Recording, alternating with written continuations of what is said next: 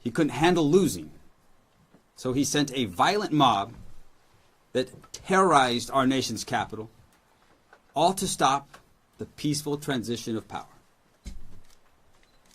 What happened yesterday in Texas is the same dangerous playbook. His MAGA allies in that state just gave themselves 5 more House seats at Trump's order. They want to rig the system so that there's no way Republicans can lose in the 2026 midterm elections.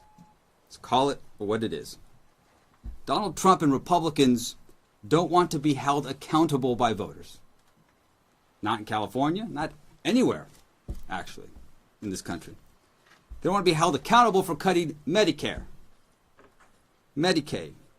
They don't want to be held accountable for reckless tariffs that are raising prices at the grocery store every single day, and on many other goods. They don't want to be held accountable for illegal ICE raids that are terrorizing our neighborhoods. They don't want to be held accountable for the corruption that sees Donald Trump, his family, his closest friends raking millions of dollars while everyone else struggles to get by in this country. The list goes on and on and on. Of course, Donald Trump doesn't want to be held accountable for his failures in this next election. That's why he is trying to rig it. Well, Mr. President, here in California, we are going to hold you accountable for your failures. And we will do whatever it takes to preserve American democracy and ensure that voters can still let you know in 2026 what they think of your job performance.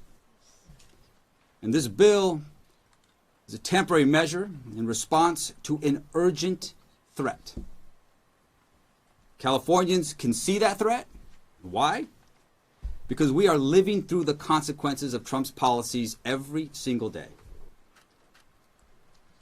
And today, we are giving every Californian the opportunity to say no to Donald Trump's power grab and to stand up for our people, for our state, and for our democracy. And with that, I want to invite up here Senate Pro Tem Mike McGuire.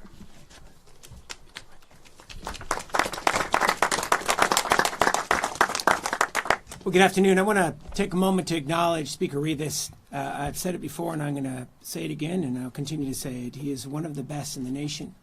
We are so grateful that he's helping lead California, and I'm grateful to call him a partner and a friend. And thank you so much, Mr. Speaker, for all your work. I want to acknowledge the governor who has had the backbone to be able to stand up against Donald Trump, one of the few. And accountability is coming, thanks to California. I also want to acknowledge the senators, the assembly members who have moved this historic legislation forward today.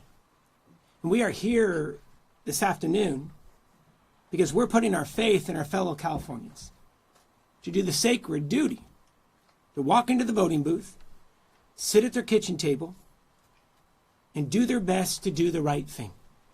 Cast their vote in one of the most consequential elections that we will have in our lifetime. And let's be honest, let's get through the rhetoric. We all know we wouldn't be here in this situation if it weren't for the nefarious actions of Republican leaders in Texas and their boss, Donald Trump. Actions of Republicans in Texas that have now been compounded by inaction from Republicans in California. Let's be crystal clear. All of this entire circus could have been avoided, nullifying nearly a century of election protocols. We know that this is just the start. Redistricting is the first step in Donald Trump's playbook. He said the quiet part out loud earlier this week. They're coming after mail-in voting to disenfranchise tens of millions of Americans. Next stop, the census. Our Republican colleagues, all this week here in California, Republican leaders have gone on TV, had press conferences, did live events on their social media, expressing outrage about the action that California is taking. But what they forgot to mention is how we got here. We got here because of Greg Abbott, Republican leaders in Texas, and their boss, Donald Trump. They started all of this. And sometimes in life, you have to stand for the greater good, even though you may lose your job as an elected leader. Sometimes you have to tell your boss no. You have to do something constructive, do everything in your power to ensure free and fair elections. And that's what Democrats did today here in California. And certainly you have to do more than vote against redistricting reforms the way Republicans have year after year after year. Their votes are public. They have voted against the vast majority of independent redistricting reforms advanced in this legislature over this past decade. You know, it is offensive to be able to see these sham lawsuits that Republican leaders in California are advancing. We called it the Scaramucci of the lawsuits in the last 48 hours. The Supreme Court rejected it. And it's offensive because their brethren are literally tracking elected leaders with state troopers, calling in the FBI, locking legislators in the chambers, and dragging a female legislator out of the bathroom just simply because she didn't have permission to go. Here is, I think, all of our concern. We've seen this story play out in history. The hypocrisy today may save them for today, but it won't save their hides tomorrow. Because the secret police and the Mar-a-Lago goons, they're going to find a way and a reason to come after them as well, just like they're doing Democratic mayors and leaders across this nation. All of us support independent redistricting here in California and every state in this union. One thing that we do not support is unilateral disarmament when the fairness of the 2026 election is being threatened. You know, other states may want to play games. California is the only state committed to fairness whose potential redistricting goes away the minute others drop theirs. I'm going to end it right here with this. Today was more than drawing lines on a map. It was about drawing a line in the sand to stop Texas, to stop Donald Trump from rigging this election. And the stakes are so high for California. Millions are going to lose health care. Our families will lose health care. Fire assistance will continue to be leveraged for millions across this state. People are going to continue to be snatched up off the street.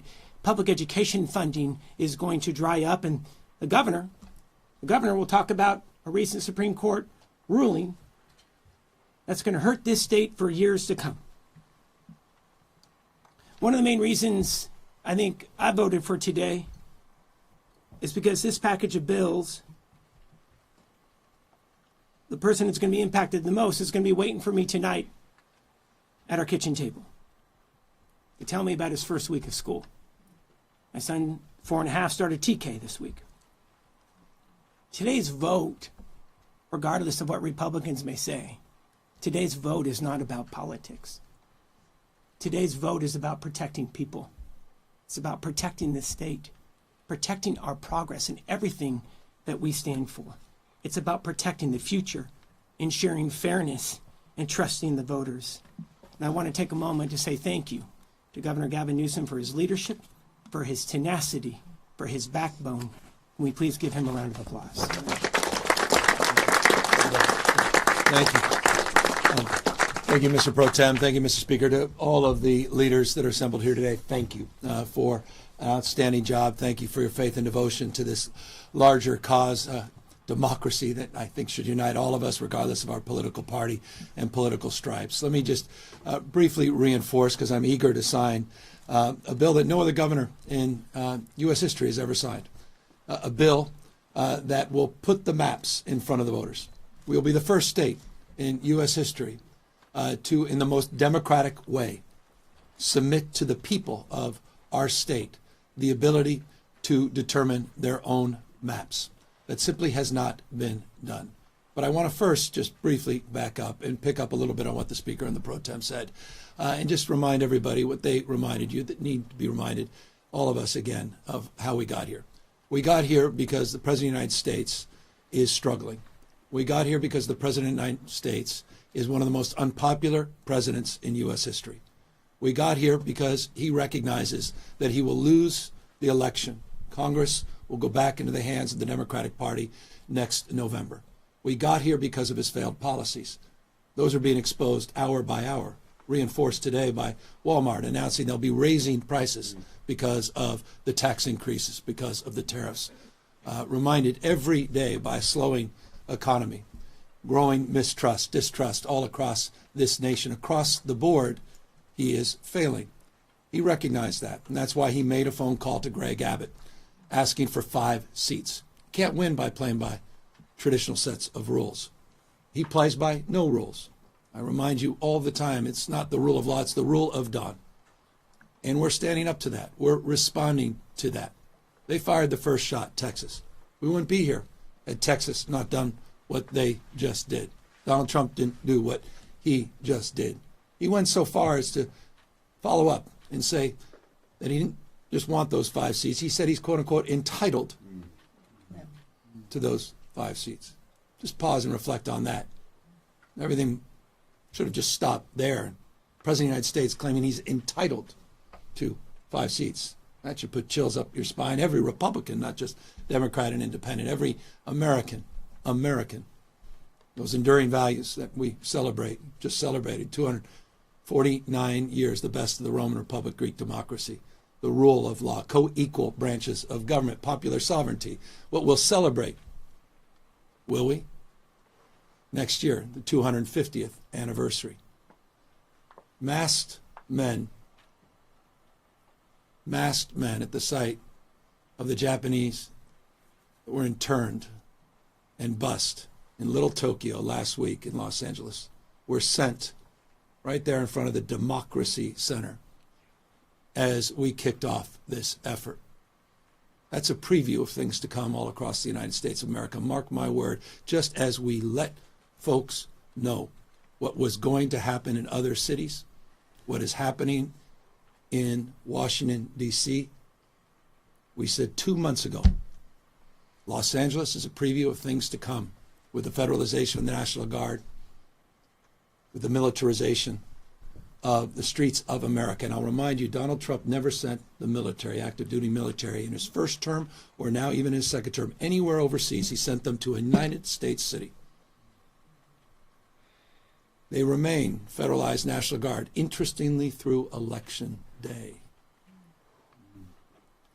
$175 billion in the bill that was just signed to reinforce the ranks of ICE, Homeland Security, for what is increasingly becoming self-evident to anyone with eyes wide open and any level of objectivity, a private army for Donald Trump,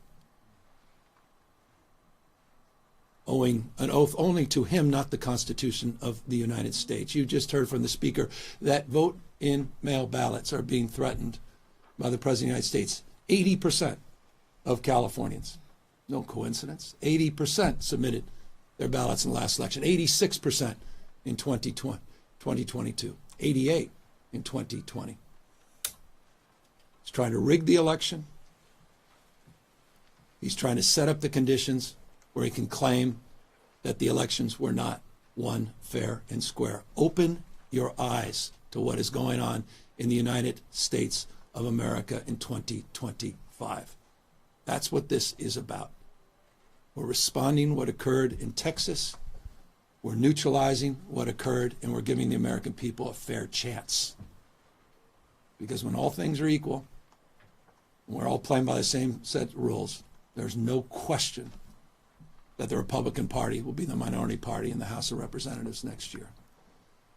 We'll be transitioning, and I'll close, from this process that has unfolded over the course of the last few weeks to the campaign after I sign these two pieces of legislation, establishing a special session and the maps.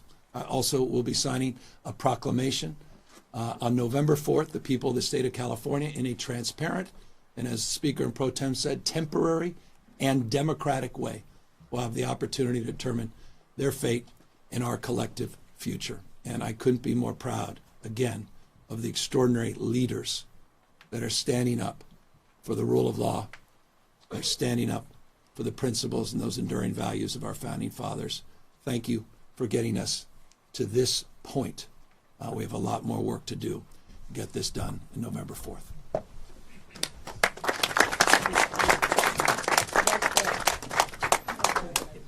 Down in front. Phones down. Phones down. Phones down. Cameras down.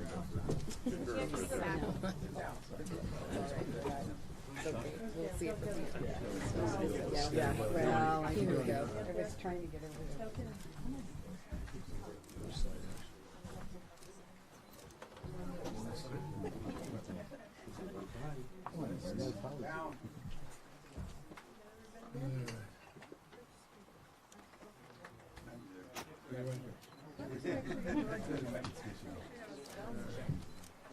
Can we do a quick photo?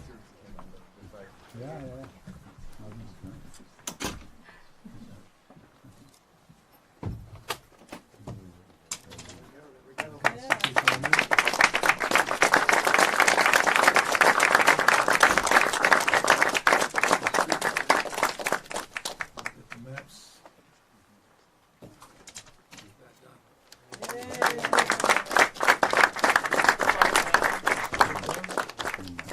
done. We'll establish the formality with the special election proclamation, which will establish November 4th, this formal special.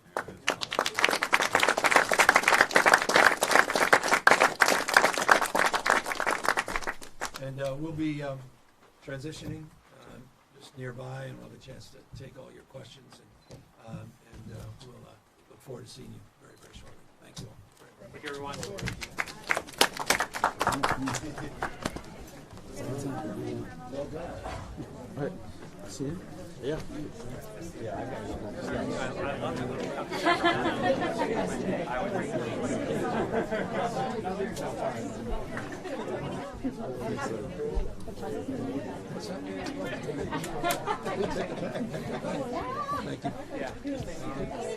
Haven't seen you. How are you?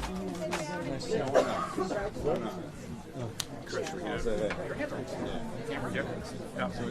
was a fun week.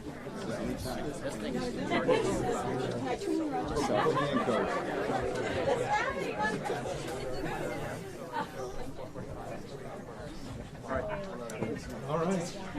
One down, next one to go. Now the row work begins. Yeah, thank you. That's it. Let us know. We'll be ready. We're ready. Oh, good.